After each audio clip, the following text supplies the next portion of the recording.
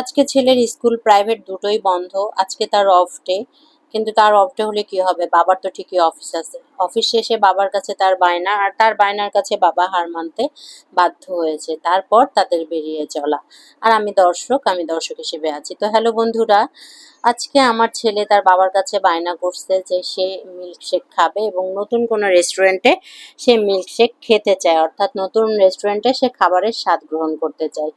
তো আমরা আজকে বাচ্চাকে নিয়ে রাত্রেবেলা করে বের হয়ে পড়েছি। এখানে যেখানে এসেছি এটা হচ্ছে চাঁদের হাট।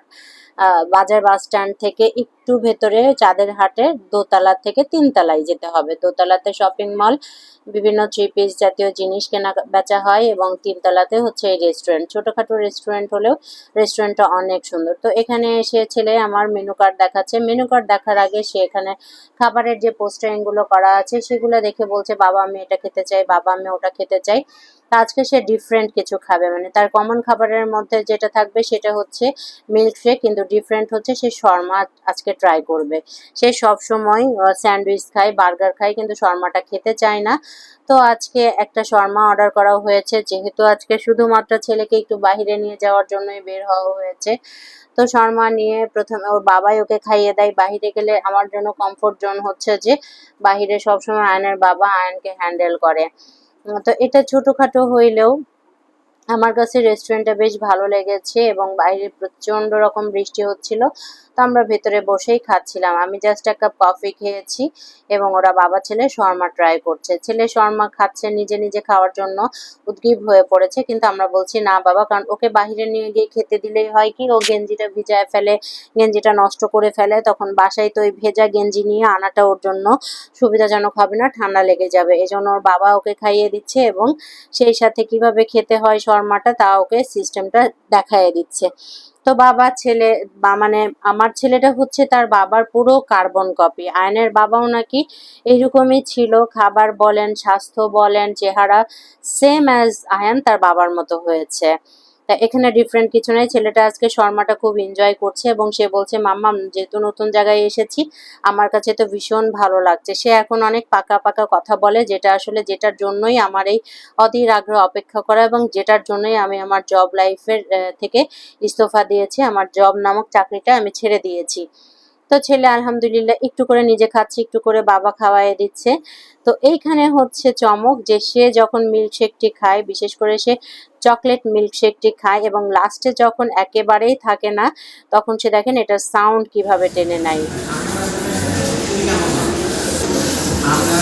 এটা তার বাবা তাকে শিখিয়েছে এই জিনিসটা। আমি অনেকবার রাগ করেছি যে এটা কেন করছো।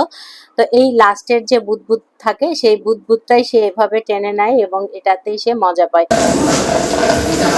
বাবা আর নাই, বাবা আর নাই, মানে বাবা আর নাই, বাবা আর নাই বলতেছে মিল্কশেক শেষ হয়ে গেছে। বুদবুদটা, নিচের যে বুদবুদ, সেখান থেকে আর শব্দ বের হচ্ছে না, তাই তার কাছে আর ভাল লাগছে না। তো এখন আর ভাল লাগবে না, সে খুবই বিরক্ত হয়ে গেল। তা আসলে ছেলের জন্যই আমরা বাবা মা সবাই চেষ্টা করে যে বাচ্চাদেরকে হ্যাপি রাখার, বাচ্চাদের মনস্কামনা পূর্ণ করার। বাচ্চা বয়সের এরা তো অবুঝ, এদের পাশে যদি আমরা শক্তভাবে হাত ধরি তাহলেই তো এই বাচ্চা আগাবে। ওকে যেভাবে, যে পরিবেশে একটা বাচ্চাকে বেড়ে উঠানো যাবে, সেই বাচ্চা কিন্তু সেভাবেই বেড়ে উঠবে। তা আমরা আসলে দুজন মিলে প্রচন্ড রকম চেষ্টা করি বাচ্চাটাকে সময় দেওয়ার এবং কোয়ালিটি টাইম স্পেন্ড করার। সপ্তাহে 6 দিন তো আমি সারাদিন বাচ্চাকে নিয়ে ব্যস্ত থাকি, ওর বাবার পক্ষে সম্ভব হয়ে ওঠে না। তো অফ ডে হইলে, যদি অফিস বন্ধ থাকে তাহলে সময় দেয় আয়নের বাবা বিকেলে, আদারওয়াইজ অফিস থেকে এসে রাত 7টা-8টার দিকে আমরা বাচ্চাটাকে নিয়ে বেরিয়ে পড়ি, কারণ আমাদের বাচ্চা ছাড়া তো আর কেউ নাই, আর আমার বাচ্চারও আমরা ছাড়া কেউ নাই। তো ওর জন্য এই বিনোদনটুকুই আমরা দেওয়ার চেষ্টা করি যে ওভাবে বেড়ে উঠুক।